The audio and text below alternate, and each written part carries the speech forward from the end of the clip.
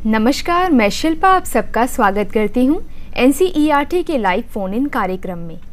आज हम बात करने वाले हैं प्रसिद्ध हिंदी जन कवि आलोक धनवा जी की लिखी कविता पर। कविता का शीर्षक है पतंग। यह कविता बाल सुलभ इच्छाओं एवं उमंगों को बहुत ही बेहतरीन एवं सुंदर तरीके से दर्शाता है।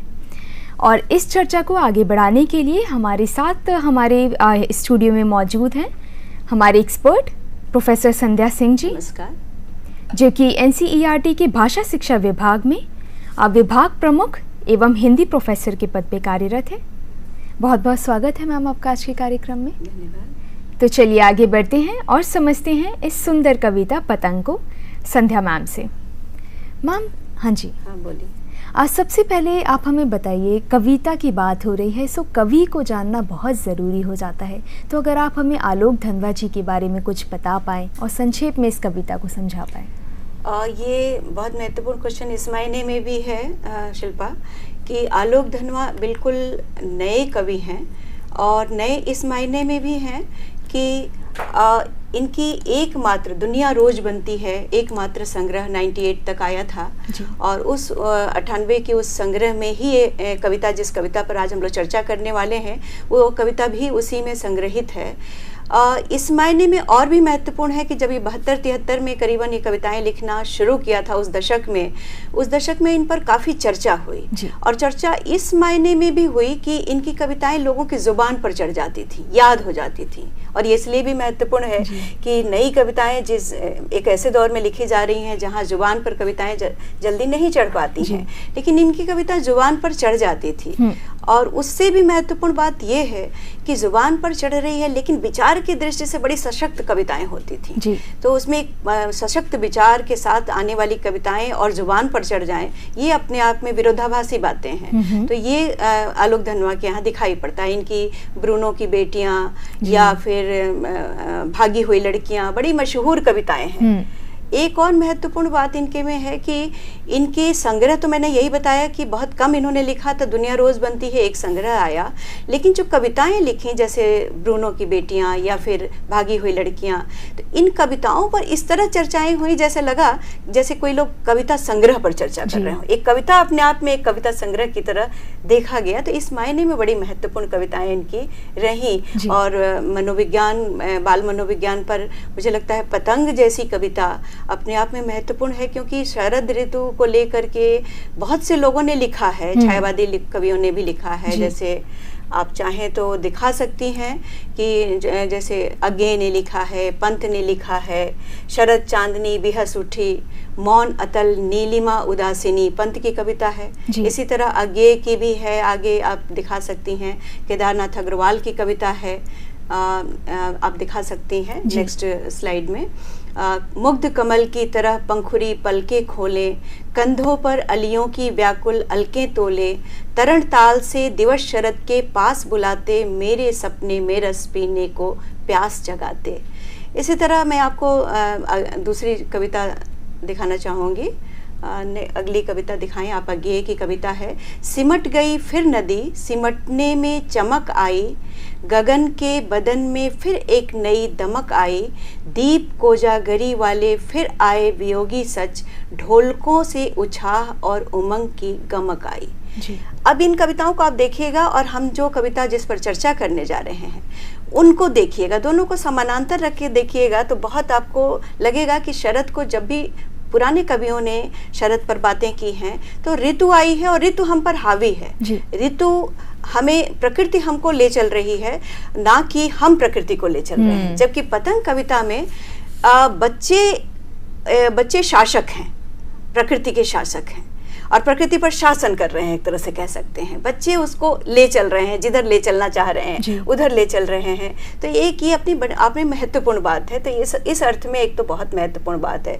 दूसरी बात, मुझे नहीं लगता कि कहीं मेरी नज़र में कोई कविता ऐसी नहीं आई है जो युवाओं को ध्यान में रखते हुए, किशोर बच्चों को ध्यान में रखते हुए शरद पर कविता कोई लिखी गई हो। तो इस दृष्टि से भी ये कविता मुझे बहुत महत्वपूर्ण लगती है। और पतंग जैसे खेल को कविता में शामिल करना भी, और वो भी इस तरह से कि एक विचार भी आ जाए, जो कह सकते हैं, जिसको विचार में जब बार बार कह रही हूँ तो आपका ध्यान इस ओर हम लोग का जाना चाहिए कि अमानवीयता के विरुद्ध, क्रूरता के विरुद्ध एक तरह का मानवीय कह सकते हैं हस्ताक्षर है, मानवीयता की पहल है ये कविता, मानवीयता की दिशा में ले जाने वाली यह कविता है, अंधेरे के विरुद्ध उजाले की ओर ले जाने वाली यह कविता है।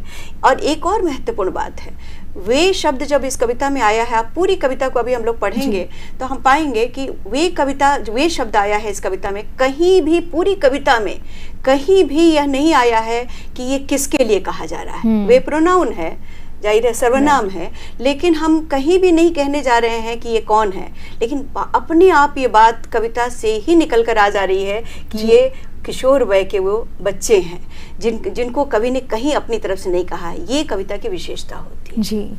अब मैम काफ़ी सारे लयात्मक कविताएं भी हैं जिसमें मात्रा का संतुलन होता है और शायद उसको पढ़ना भी आसान होता है, लेकिन पतंग कविता एक नई कविता है, सो इसको पढ़ने का सही तरीका क्या है?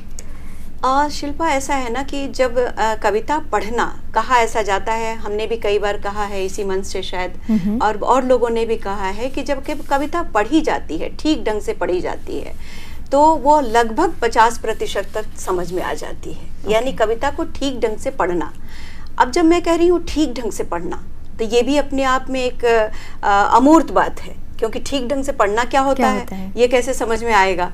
कई लोग इसको लयात्मक ढंग से पढ़ने को ठीक ढंग से समझ लेते हैं, कई लोग कहते हैं कि अर्थ की लय है, लेकिन ये सारी बात समझ में नहीं आती है। जो मेरा अनुभव है, पढ़ने पढ़ाने का अनुभव है, उसके आधार पर मैं ये कह सकती हूँ कि जब कविता हम लोग कई बार, खासतौर से नई कविताएं, जब कई बार बार बार पढ़ते हैं और पढ़ने के दौरान अपने आप उसके अर्थ की सतहों तक पहुंचने की कोशिश करते हैं, और जब कोशिश करते हैं तो अपने आप एक अर्थ कविता का लय आता चला जाता है। इसलिए किसी को भी सबसे पहली बार, चाहे वो विद्यार्थी हो चाहे वो अध्यापक हो, सभी को नई कविताओं को तो खास तौर से कई बार पढ़ने की कोशिश करना चाहिए, अलग अलग जगहों पर स्ट्रेस देते हुए कहना चाहिए, बल देते हुए, और कहाँ कॉमा, कहाँ फुल स्टॉप और कहाँ खत्म हो रही है कविता की पंक्ति, इसको ध्यान में रखते हुए।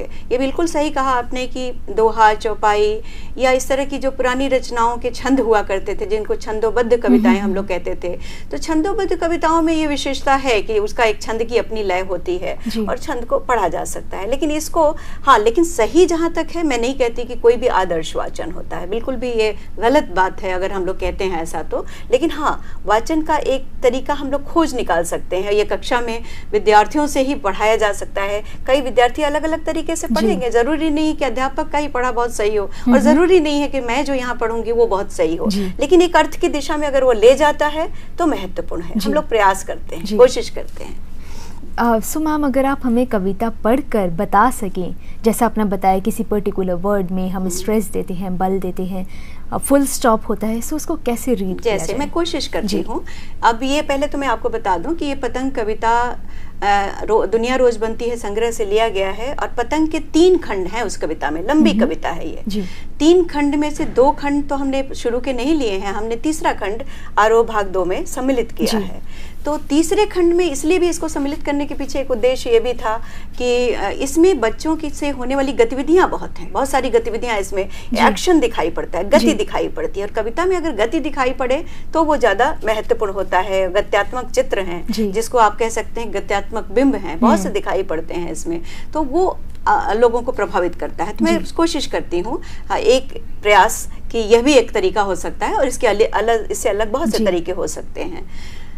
सबसे तेज बौछारें गईं, भादो गया सवेरा हुआ, खरगोश की आंखों जैसा लाल सवेरा, शरद आया पुलों को पार करते हुए, अपनी नई चमकीली साइकिल तेज चलाते हुए, घंटी बजाते हुए जोर जोर से, चमकीले इशारों से बुलाते हुए, पतंग उड़ाने वाले बच्चों के झुंड को चमकीले इशारों से बुलाते हुए, और आकाश को इतना मुलायम बनाते हुए कि पतंग ऊपर उठ सके, दुनिया की सबसे हल्की और रंगीन चीज उड़ सके, दुनिया का सबसे पतला कागज उड़ सके, बांस की सबसे पतली कमानी उड़ सके, कि शुरू हो सके सीटियों, किलकारियों और तितलियों की इतनी नाजुक दुनिया। जन्म से ही वे अपने साथ लाते हैं कपास। पृथ्वी घूमती हुई आती है उनके बेचैन पैरों के पास, जब वे दौड़ते हैं बेसुध, छतों को भी नरम बनाते हुए, दिशाओं को मृदंग की तरह बजाते हुए। जब वे पेंग भरते हुए चले आते हैं डाल की तरह लचीले वेग से, अक्सर छतों के खतरनाक किनारों तक उस समय गिरने से बचाता है उन्हें सिर्फ उनके ही रोमांचित शरीर का संगीत। पतंगों की धड़कती ऊंचाइयां उन्हें थाम लेती हैं महज एक धागे के सहारे। पतंगों के साथ साथ वे भी उड़ रहे हैं अपने रंध्रों के सहारे। अगर वे कभी गिरते हैं छतों के खतरनाक किनारों से और बच जाते हैं, तब तो और भी निडर होकर सुनहले सूरज के सामने आते हैं। पृथ्वी और भी तेज घूमती हुई आती है उनके बेचैन पैरों के पास। बहुत ही सुंदर तरीके से आपने कविता पढ़ी मैम। इस कविता को पढ़ते ही आपने महसूस किया होगा कि कई जगह पर जहाँ हमने जहाँ और भी पर हमने, जैसे इस कविता को अगर हम बदल के पढ़ें कि सबसे तेज बौछारे गई, भादो गया सबसे तेज, खरगोश की आंखों जैसा लाल सवेरा, तो अगर मैं इसको बदल दूं आंखों जैसा लाल सवेरा खरगोश की, तो कविता का वो स्ट्रेस बदल जाएगा। तो इससे समझ में आता है कि कविता जब कवि लिख रहा होता है तो किस शब्द को कहाँ होना चाहिए, वो बिल्कुल उसी संतुलन के साथ कविता को रखता है और वो उसको पढ़ने में मदद भी करता है। मेरा ख्याल इस ओर हमें ध्यान दें। अगर जैसे हमने कविता के परिचय में ही आपको बताया कि अमानवीयता के विरुद्ध खड़ी होती है कविता, क्रूरता के विरुद्ध खड़ी होती है कविता, तो अपने आप जैसे ही हम लास्ट में जब हम कह रहे हैं कि बिल्कुल जब बच जाते हैं छतों के किनारे से तो और भी निडर होकर के आते हैं, ये बात उस पर स्ट्रेस करने की बात है, उस पर बल देने की बात है, क्योंकि उसके बगैर ये संभव नहीं है। अगर ये निडरता नहीं आती है क्रूरता के विरुद्ध, अमानवीयता के विरुद्ध या आंधी तूफान भरे इस जीवन के विरुद्ध, तो निश्चित रूप से ये निडरता संभव नहीं है। तो ये इस कविता की एक खास विशेषता है। जी, जब मैम आप कविता पढ़ रही थी तो काफ़ी सारे प्रश्न मेरे अंदर आ रहे थे। तो सबसे पहले मैं प्रश्न पूछती हूँ कि जो फर्स्ट सेंटेंस है, सबसे तेज बौछारे गई, भादो गया सवेरा हुआ, तो इसमें किस तरह के परिवर्तन की बात हो रही है? क्योंकि काफी सारे हैं इसमें, तेज बौछारे गई, भादो गया सवेरा हुआ। कि इस कविता को पढ़ने का उद्देश्य क्या होगा? तो अगर हम मूल रूप से अगर देखें तो मूल रूप से मूर्त रूप जो हमारे पास है वो क्या है? मूर्त रूप सिर्फ इतना ही है कि भादो बीत गया है और अब हमारे शरद आ चुका है। ठीक है, भादो एक हिंदी का महीना है, हम सब जानते हैं। तो भादो बीत चुका है और शरद का अब समय शुरू हो चुका है, ठंड शुरू हो चुकी है, अक्टूबर का महीना समय कह सकती हैं आप उसको। तो वो एक जहाँ चमकीला, जहाँ धूल नहीं है आसमान में, आसमान की धूल साफ हो चुकी है, सारी गंदगी साफ हो चुकी है और एक तरह का उजाला दिखाई पड़ रहा है, एक चमकीलापन दिखाई पड़ रहा है, धूप में चमकीलापन दिखाई पड़ रहा है। तो ये जब शुरू हुआ, इसके लिए कवि कह रहा है कि 3 तरह के, इसको पुलों को पार करते हुए से तुलना करता है। ऐसा लगता है जैसे कहते हैं ना, साइकिल चलाते हुए आए वो पुलों को पार करते हुए शरद। तो ये पुल कौन से हैं? ये पुल हैं ग्रीष्म ऋतु, वर्षा ऋतु और बहुत से जो हेमंत ऋतु, इन ऋतुओं को पार करता हुआ शरद तक पहुंचा है। एक तो ये बात। दूसरी बात, सबसे तेज, जब सबसे मैं जब कह रही हूँ तो ये ध्यान रखिए, जब भी कवि सबसे शब्द का प्रयोग कर रहा है, कह सकता था तेज बौछारें गई, लेकिन सबसे तेज बौछारें गई, सबसे तेज, सबसे काली भादो गई, तो अंधेरा चला गया, सबसे तेज अंधेरा, सबसे घना अंधेरा और सबसे तेज बौछारें, वर्षा चली गई। यानी जो कुछ भी बुरा था, जो कुछ भी आंधी तूफान भरा था जीवन में, वो गया। उसके आने के बाद एक खूबसूरत दुनिया, एक सुंदर दुनिया, बच्चों की खिलखिलाती दुनिया, किलकारी मारती हुई दुनिया हमारे सामने है। ये यहाँ पर कहीं ना कहीं इस ओर इशारा करने की कोशिश की गई है। जहाँ तक मैं समझ पाई मैम, शरद ऋतु का मानवीकरण किया गया है बिल्कुल चमकीली साइकिल के साथ। यहाँ पे एक प्रश्न लेती हूँ, गौतम भट्ट जी का प्रश्न है इसी से जुड़ा हुआ। कविता में मानवीकरण कहाँ कहाँ किया गया है और ऐसे वाक्यों की व्याख्या कैसे करनी चाहिए? अगर मैं कहूँ कि ये पूरी कविता ही मानवीकरण है, केवल एक नहीं है। एक आपके सामने जो मूर्त रूप है वो शरद का आना, ऋतु का बदलना, आकाश में उजाला हो जाना, सूरज की लालिमा का आना, चिड़ियों की चहचहाहट का आना, ये सब कुछ आपका मूर्त रूप है जो हमें दिखाई पड़ रहा है। लेकिन जो हमें दिखाई नहीं पड़ रहा है वो है बच्चों की चहचहाहट, बच्चों की किलकारियां और बच्चों का उत्साह, बच्चों का उड़ान, बच्चों की उड़ान, बच्चों की हौसला। ये अमूर्त रूप है। अगर मैं कहूँ तो एक तरह से कहा जाए शरद को ही मानवीय रूप में यहाँ पर प्रस्तुत किया गया है। पूरी की पूरी कविता में शरद है और शरद को एक बालक की तरह प्रस्तुत किया गया, एक बच्चे की तरह प्रस्तुत किया गया है। वो बच्चा है और वो बच्चा कैसे आ रहा है? साइकिल चलाता हुआ, सबको बुलाता हुआ, सबको आमंत्रित करता हुआ। ये कविता आपको आमंत्रित कर रही है, उस ओर ले जा रही है कि उस ऋतु को एहसास कर सकें आप, उस ऋतु की खूबसूरती को, और उस ऋतु की खूबसूरती से बच्चों के जीवन को जोड़ सके। बच्चों के जीवन में जो हौसला है, बच्चों का जीवन जो हमें सारी बुराइयों और कह सकते हैं छल कपट से एक दूर ले जाता है, उस ओर हमें वो ले जा सके, ये एक कोशिश है।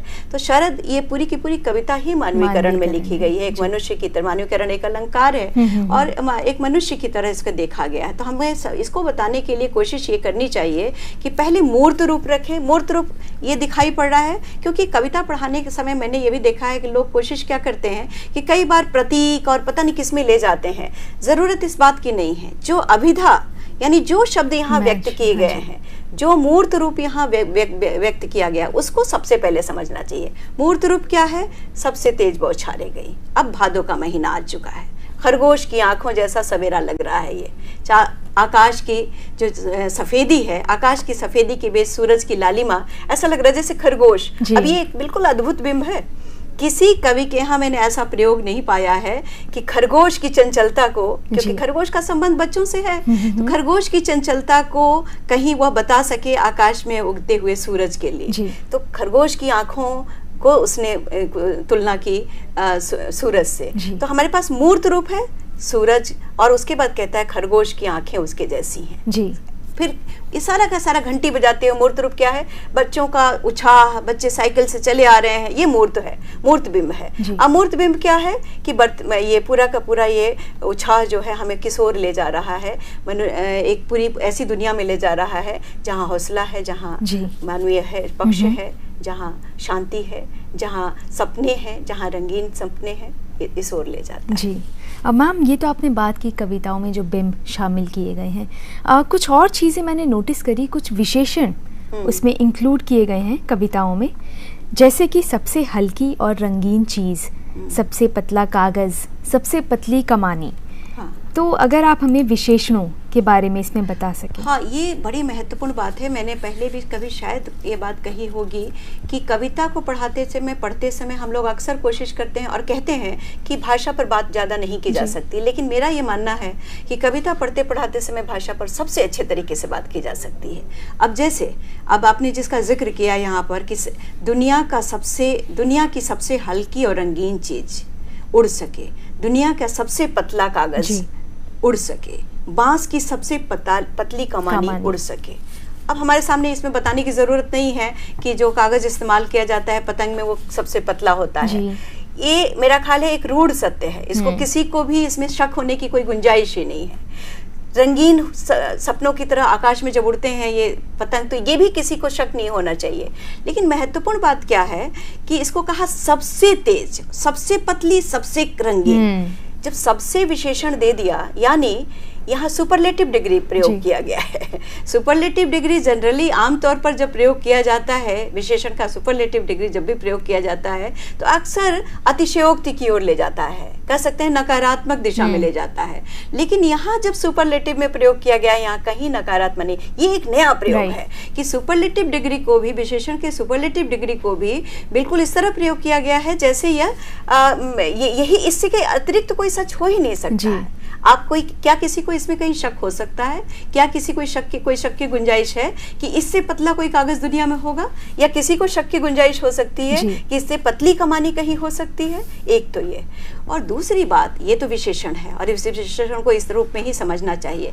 एक और बात है कि इस बात से इस ओर भी ले जाने की कोशिश है कि सबसे हल्की चीज अगर उड़ सकती है, जो सबसे कमजोर मानी जाती है, सबसे पतले धागे के सहारे, बिल्कुल कमजोर धागे के सहारे अगर वो उड़ सकती है और ऊंचाई की उस सीमा तक जा सकती है, तो इस ओर इशारा करता है कि वो सब में वो ताकत है, वो सबके भीतर वो ताकत है कि जो सबसे कमजोर है, जो सबसे हल्का माना जाता है कि जिसमें जो वो क्षमता नहीं है, वह कहाँ पहुंच सकता है, इस ओर संकेत कर रही है कविता। और ये एक पतले से धागे के सहारे वो बंधा रहता है, ये बहुत महत्वपूर्ण बात है। पतंग जैसा इस मायने में कोई बेजोड़ खेल है, इस मायने में कि वो धागा, एक पतला सा धागा, और कैसे उस ऊंचाई से आपको धरती से जोड़े रहता है। हमारे हाथ में धागा और आसमान में वो पतंग, तो ये धरती से जोड़ने का, धरती और आकाश को जोड़ने का इससे खूबसूरत बिंब मेरा ख्याल है हो ही नहीं सकता है। जी। अब मैम यहाँ पे दो और सेंटेंसेस, वाक्यों का प्रयोग किया गया।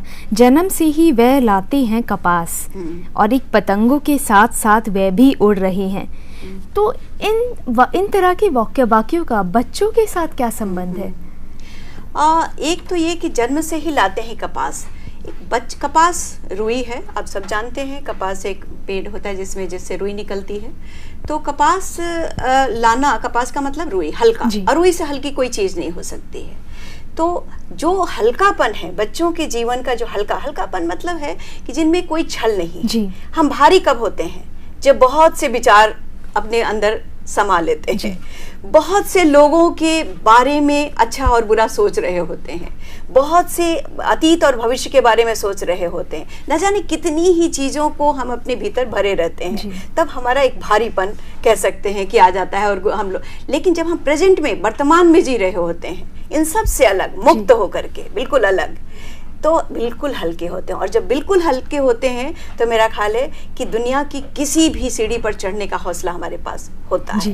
ये बच्चों के संदर्भ में इसलिए उन्होंने दुनियादारी नहीं देखी है। वो भी शुरुआत, अभी जैसे पैदाइश हुई बच्चों की, उनकी दुनिया एक बिल्कुल बिना छल कपट के और बिल्कुल प्रेम से भरी हुई दुनिया कह सकते हैं, किलकारियों से भरी हुई दुनिया, खुशियों से भरी हुई दुनिया, सपनों से भरी हुई दुनिया, उड़ान से भरी हुई दुनिया, उत्साह से भरी हुई दुनिया जब उनकी होती है, तो उनके लिए भारीपन या उनके लिए विचारों का, उनके लिए छल कपट का, उनके लिए किसी अपनी पराये का, इस तरह का कोई भी भेद नहीं रह जाता है। न तो राज्य का अंतर, न देश का अंतर, न जाति का अंतर, न व्यक्ति का अंतर, और सभी अपने होते हैं। तो वो हल्कापन, ये हल्कापन है कि बिना किसी गंभीरता के एक कोमलता जिनके भीतर होती है, और इसीलिए कपास से उसकी तुलना की गई है। और दूसरी बात आपने संभवतः ये कही थी कि छतों को भी नरम बनाते, जब वे दौड़ते हैं बेसुध, छतों को भी नरम बनाते हुए। और यहाँ स्पर्श बिंब है। इस कविता में एक बड़ी महत्वपूर्ण बात है कि दृश्य बिंब, ध्वनि बिंब और स्पर्श बिंब तीनों साथ आए। आप चाहे तो बिंबों वाला वो दिखा भी सकते हैं कि दृश्य बिंब, ध्वनि बिंब, और क्योंकि अधिकांश कविताएं, छायावाद की जितनी कविताएं आप पढ़ेंगी, अभी जो हमने शरद ऋतु संबंधी कविताएं पढ़ी थी, उसमें आपने दृश्य बिंब देखे, उसमें दृश्य बिंब का जिक्र किया, लेकिन ध्वनि बिंब नहीं है। अधिकांश, एक जगह अगेन एक कोशिश की है, जहाँ कह रहे हैं मृदंग की तरह बजाने की बात वहाँ उन्होंने भी कही है। लेकिन यहाँ देखिए, जब वो कहता है कि जब बौछारें गई सबसे तेज, भादो चला गया, तो सवेरा हुआ, खरगोश की आंखों जैसा सवेरा हुआ, और फिर क्या हुआ, अपनी नई चमकीली साइकिल बजाते हुए। ये ध्यान रखिए, साइकिल की आवाज का होना ये ध्वनि बिंब की ओर ले जाता। और यही नहीं, फिर अंत में ये भी उसी में आगे कहते हैं कि किलकारियों की शुरू हो सके, सीटियों, किलकारियों और तितलियों की इतनी नाजुक दुनिया। तो ये सीटियों, किलकारियों क्या है, ये ध्वनियाँ क्या हैं? आपको ध्यान होना चाहिए, हम बच्चों को जरूर इस पर ध्यान जाना चाहिए कि शरद ऋतु में दुनिया के कई देशों से हमारे देश में पक्षी आते हैं। इस बात से हम इनकार नहीं कर सकते। और उन पक्षियों की चहचहाट, उन पक्षियों की आवाज़ शरद ऋतु में ही सुनाई पड़ती है। वो विशेष आवाज़, वो विशेष किलकारियाँ उस ओर भी इशारा कर रहा है कि ये वो ऋतु है जिस समय दुनिया के बहुत से मेहमान पक्षी हमारे यहाँ आए हुए हैं और जिनकी किलकारियाँ, जिनकी आवाज़ें, जिनकी ध्वनियाँ हमें सुनाई पड़ रही हैं। तो इस ओर वो कहीं न कहीं इशारा कर रहा है। तो ये सारा का सारा हमें एक नई दुनिया में, एक बिंबों की नई दुनिया में, जहाँ ध्वनि बिंब भी हैं, जहाँ दृश्य बिंब भी हैं, जहाँ स्पर्श बिंब भी हैं। स्पर्श बिंब इस मायने में कि छतों को नरम बनाते हुए। अब छतों को नरम बनाना, क्योंकि बच्चे जब दौड़ रहे होते हैं तो उन्हें बिल्कुल, उनके लिए छत नरम गद्दे की तरह हो जाता है, और एक छत से दूसरे छत कूदना, ये सबने ये दृश्य देखे होंगे। दिल्ली की जो गलियां हैं, गांव, छोटे छोटे कस्बे होते हैं, उनमें छोटी छोटी छतें होती हैं और एक छत से दूसरे छत की दूरी भी ज़्यादा नहीं होती है, तो वो एक दूसरे से छत पे कूदते हुए चले जाते हैं और बिल्कुल निडर होकर के। तो वो गद्दे की तरह ऐसा लगता है कि वो उनके लिए गद्दा बन गया हो, वो उनके लिए नरम बन गया हो। तो छतों को नरम बनाते हुए, उनके लिए कोई कठिन चीज़, कोई कठोर चीज़ उनके लिए, उनकी दुनिया में महत्व नहीं रखती है। हर कठोर चीज़ उनके लिए नरम है। जी, इसी से जुड़ा हुआ मैम मेरा ये प्रश्न है, अगर हम स्क्रीन पे भी देख पाए, ऐसे ही कुछ वाक्य हैं कविताओं में, तो इन वाक्यों का क्या आशय है और इसके क्या मायने हैं? ये महत्वपूर्ण बात है खासतौर से किशोर बच्चों के लिए। छतों को भी नरम बनाते हुए, दिशाओं को मृदंग की तरह बजाते हुए, अगर वे कभी गिरते हैं छतों के खतरनाक किनारों से और बच जाते हैं, तब तो और भी निडर होकर सुनहले सूरज के सामने आते। पहली दो लाइनों पर पहले हमने शायद थोड़ी सी बात कर ली है, लेकिन फिर मैं आपको बता देती हूँ कि नरम बनाना छतों को, जाहिर है कि वो उनके लिए कठोरता, उनके लिए छतों की कह सकते हैं कठोर होना उनके लिए मायने नहीं रखता है, और वो उस छत को बाकायदा एक मुलायम समझ करके चलते चले जाते हैं। इसमें कोई बहुत बड़ा विशेष वो नहीं है। और महत्वपूर्ण बात यह है कि अंत में आप देखेंगे इस कविता में एक जगह पर आता है कि धरती भी घूमती हुई उनके पैरों के नीचे आ जाती है। जब वो घूम रहे हैं, जब वो खुद दौड़ रहे हैं, जब वो खुद कह सकते हैं उड़ान भर रहे हैं, उत्साह और उछाह से आसमान की ऊंचाइयां छू लेना चाहते हैं, तो धरती भी उनका साथ देती है। धरती भी उनके पैरों के नीचे यूं आ जाती है। और दूसरी पंक्ति जो आप दिखा रही थी, उस पर अगर हम बात करें, दूसरे आप उसी पेज पर चले जाएं, उसी पृष्ठ पर, तो दूसरे में कहते हैं अगर वे कभी गिरते हैं छतों के खतरनाक किनारों से और बच जाते हैं, तब तो और भी निडर होकर सुनहले सूरज के सामने आते हैं। ये बड़ी महत्वपूर्ण है। हमारा जो बड़े लोगों की जो दुनिया है, हम जैसे लोगों की दुनिया है, जो बड़े लोगों की दुनिया है, वो आमतौर से बच्चों के इस मनोविज्ञान को समझ नहीं पाते। जो बच्चों के मनोविज्ञान को नहीं समझता, वो इस कविता को कह सकते हैं अप्रिशिएट नहीं कर सकता, इस कविता को समझ नहीं सकता। बच्चों का मनोविज्ञान इस ओर ही ले जाता है कि वो जब किसी कठिनाई में कहीं उनको कोई तकलीफ हो जाती है, कहीं वो कह सकते हैं गिरते हैं शहसवार ही मैदान जंग में हमारे यहाँ कहा जाता है, तो जो घोड़े पर चढ़ेगा नहीं वो गिरेगा नहीं। बच्चे इसको भली भांति जानते हैं, हम तो सिर्फ कहते हैं, लेकिन बच्चे इसको भली भांति जानते हैं। और वो जब गिर गए किसी कारण से, कहीं उनको चोट आ गई, कुछ हो गया, तो और भी ज़्यादा ये चुनौती उनके लिए उनको हार की ओर नहीं ले जाती है, ये चुनौती उनको निराशा की ओर नहीं ले जाती है, बल्कि ये और भी ज़्यादा उनको ताकतवर बनाती है, और भी ज़्यादा आगे बढ़ने का हौसला देती है कि अब नए सिरे से हमें काम करना है और इस नए सिरे से हमारी उस पतली सी धागे को पकड़ना है, हमारा बैलेंस, हमारा संतुलन और बेहतर बनाना है। ये बहुत महत्वपूर्ण बात है कि हमारा अगर बैलेंस ठीक नहीं हुआ, हमारा संतुलन ठीक नहीं हुआ, तो हम आसमान को नहीं छू सकते। ये संतुलन केवल हमारे उस क्षण के संतुलन की बात नहीं कवि कर रहा है, बल्कि पूरे जीवन के संतुलन की बात कर रहा है। हमें अपने जीवन में हर चीज का संतुलन करना, संतुलन बनाना, ये बहुत जरूरी चीज है। इस ओर कहीं न कहीं इशारा किया जा रहा है। जी मैम, दो शब्दों का अर्थ जानना चाहूंगी। यहाँ पर है जब वह पैंग भरते हुए चले आते हैं, तो पैंग शब्द का क्या अर्थ है? इसको देखिए, जब पेंग भरना, हम लोग जब झूला झूल रहे होते हैं, तब ऊंचाइयों को छूने के लिए जब जैसे ही झूला हमारा आगे की ओर जाता, पेंग मारना कहते हैं उसको। आपने सुना होगा और आपने खुद झूलते हुए भी महसूस ये किया भी होगा। तो जब हमारी ऊंचाई की हमारा पाँव जाता है झूला झूलते हुए, तो उसको पेंग भरना कहते हैं। तो पेंग भरना मतलब ऊंचाई की ओर जाना, उछाल की ओर जाना, उड़ान की ओर जाना, और उस ऊंचाई को छू लेने की कोशिश करना, ये पेंग भरने की बात है। और इसकी तुलना जो की है इन्होंने, ऐसे किया है कि पेड़ की डाल की तरह, शायद मेरा ख्याल है ये किया गया, लचीले पेड़ की डाल की तरह। तो जब जब झूले का बिंब जब भी हमारे चित्र कोई हमारे सामने खड़ा होता है तो क्या खड़ा होता है?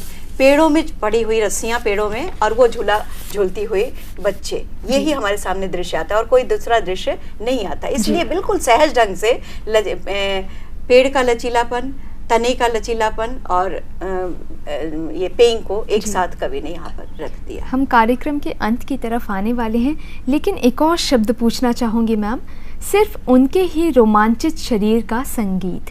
ये महत्वपूर्ण बात बहुत अच्छी बात है ये आपने पूछा, क्योंकि ये ज़रूरी है कि कोई और नहीं, जिसको अगर बुद्ध ने कहा है अप दीपो भव, अपना दीपक अपने हाथ में लेके चलो, कोई और नहीं है, सिर्फ तुम्हें संकेत करेगा कोई। तो ये बच्चों का अपना संतुलन और अपनी संगीत की दुनिया, या यूँ कह सकते हैं कि अपने जीवन में संतुलन लाना उनके बगैर संभव नहीं है। और ये अगर हम मूर्त रूप में देखें तो ये फैक्ट भी है, जब वो जब उड़ा रहे होते हैं पतंग, तो उस समय कोई और नहीं उनको सहारा दे सकता, केवल उन्हीं का संतुलन उनके पतंग को बचा सकता है, और केवल उस ऊंचाई तक पहुंचने में वही मदद कर सकता है, कोई और नहीं। तो मूर्त रूप ये है, लेकिन अमूर्त ये भी है कि बच्चों को अप दीपो भव, अपना दीपक खुद होना है, अपना रास्ता खुद बनाना है, अपना रास्ता खुद तय करना है। जी, तो आज हमने बात करी आलोक धनवा जी की लिखी कविता पतंग पर, और हमने समझा संध्या जी से कि उनके विचार सशक्त हैं और साथ ही उनकी भाषा काफ़ी सरल है, और इसको सुंदर तरीके से समझाने के लिए मैम आपका बहुत बहुत धन्यवाद। नमस्कार। कल हम बात करेंगे समग्र शिक्षा पर, तो अगर उससे जुड़े हुए आपके कुछ प्रश्न हो, कुछ सुझाव हो, तो आप हमसे हमारे टोल फ्री नंबर या ईमेल आईडी के द्वारा संपर्क कर सकते हैं। और अगर आप हमारे कार्यक्रम का हिस्सा बनना चाहते हैं तो आप अपनी एक सेल्फी वीडियो जिसकी अवधि 30 सेकंड से कम हो, उसके द्वारा अपने प्रश्न हम तक पहुंचा सकते हैं। उसको भेजने के लिए आप हमारी ईमेल आईडी ciet.kishoremanch@gmail.com पर उसको भेज सकते हैं।